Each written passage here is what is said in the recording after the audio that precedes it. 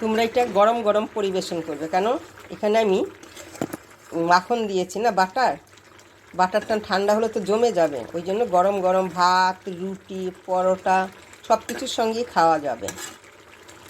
কালারটা দেখি তো বোঝা যাচ্ছে কেমন হবে। আমি বকুলি দিয়ে পনির করব, ওই জন্য প্রথমে আমি কী করলাম, জল বসিয়েছি, অল্প নুন দিচ্ছি, নুন দিয়ে জলটা ফুটতে দেবো একটু। আমার জলটা ফুটছে, আমি এই বকুলিগুলো এর মধ্যে দিয়ে দিচ্ছি, অল্প ভাপিয়ে নিব, বেশি সময় ভাপাবো না, ভাপাইলে কালারটা নষ্ট হয়ে যাবে, ওই জন্য অল্প একটু আমি ভাপিয়ে নেব, পোকামাকড় অনেক সময় থাকতে পারে ওই জন্য। বকুলিটা আমার ভাপানো হয়ে গেছে, আমি এখন এটা এই যে নর্মাল জল, এখন তো শীতকাল, জল তো ঠান্ডা, এর মধ্যে আমি দিয়ে দেবো সব বকুলিগুলো। এখন ঠান্ডা জল, শীতকাল তো ঠান্ডা জল, ওই জন্য আমি যে বকুলি সিদ্ধ করার জলে আমি আলুটা দিয়ে দিয়েছি, এটাও একটু সিদ্ধ করে নেব, এর মধ্যে তো নুন দেওয়া আছে। বকুলির জলটা এই যে অল্প অল্প গরম আছে, জলটা হয়েছে, আমি এই জলটাকে আমি ফেলে দিচ্ছি এখানে ফেলে দিয়ে আমি আবার ঠান্ডা জলেই আমি ডুবিয়ে দেব। আমি যেভাবে করেছি তোমরা এইভাবে করবে, দেখবে বকুলিগুলো লাল হবে না, বরফ জলে ডুবাতে হবে না, এখন ঠান্ডা জল নর্মাল জলেই ডুবিয়ে দেবে। দেখো কেমন সবুজই আছে, একটুকু হলুদ ভাব বা অন্যরকম আসেনি। আলুটা আমার হালকা সিদ্ধ হয়েছে, আমি তুলে নিচ্ছি, বেশি একটা সিদ্ধ করব না, হালকাই করেছি।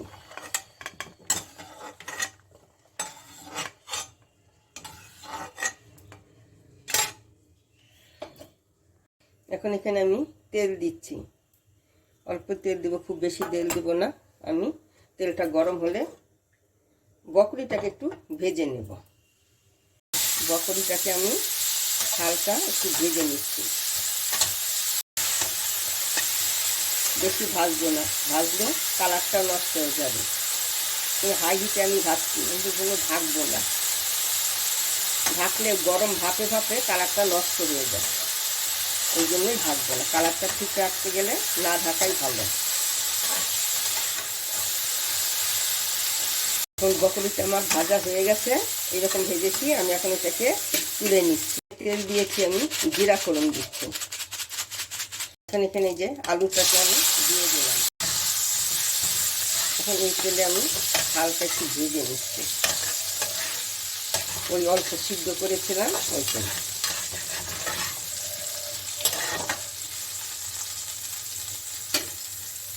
এখানে আমি এই যে পেঁয়াজটা দিয়ে দিলাম, একসঙ্গে ভাজা হয়ে, এটা একসঙ্গে আমি এটার সঙ্গে আলুর সঙ্গে ভেজে নেব, হালকা ভাজবো, আলাদা করে আমি আলুটা ভেজে নিচে রাখবো।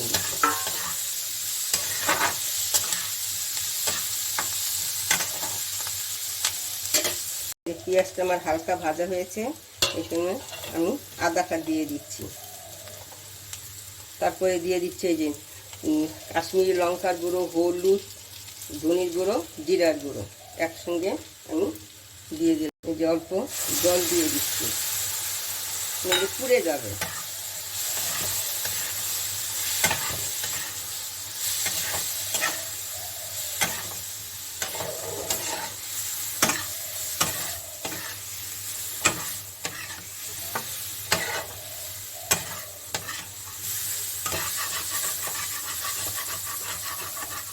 আমি টমেটোটা দিয়ে দিলাম, এখানে আমি নুন দিয়ে দিলাম, তাহলে টমেটোটা তাড়াতাড়ি জল ছেড়ে দিবে, তাড়াতাড়ি সিদ্ধ হয়ে যাবে। একটু হালকা জল দিয়ে দিয়েছি, তাহলে এইগুলো টমেটোগুলো একটু গলে যাবে।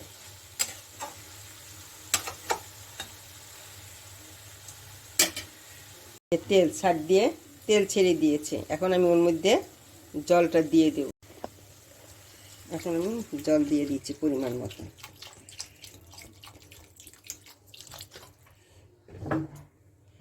এখানে আমি অল্প চিনি দিয়ে দিচ্ছি পরিমাণ মতো, যে যেমন খাবে সেই অনুযায়ী দেবে।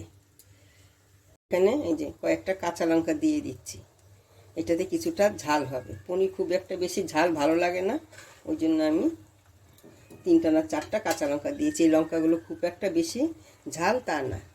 এখন এখানে আমি এই যে বকুলিগুলো দিয়ে দিচ্ছি। খেয়ে দেখবে, খুব ভালোই হয় খেতে। আমি যেভাবে রান্না করেছি তোমরা এইভাবেই করবে। আমার রেসিপি যদি তোমাদের পছন্দ হয় লাইক করবে, শেয়ার করবে, সাবস্ক্রাইব করবে।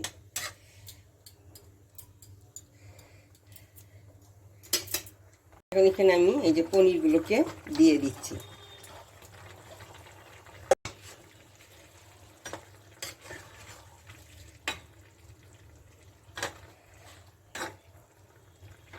এখন এখানে আমি দিয়ে দিচ্ছি গরম মশলার গুঁড়ো।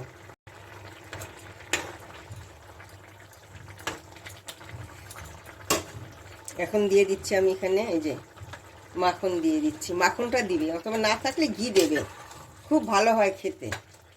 আমি যেভাবে রান্না করেছি তোমরা এইভাবে রান্না করবে।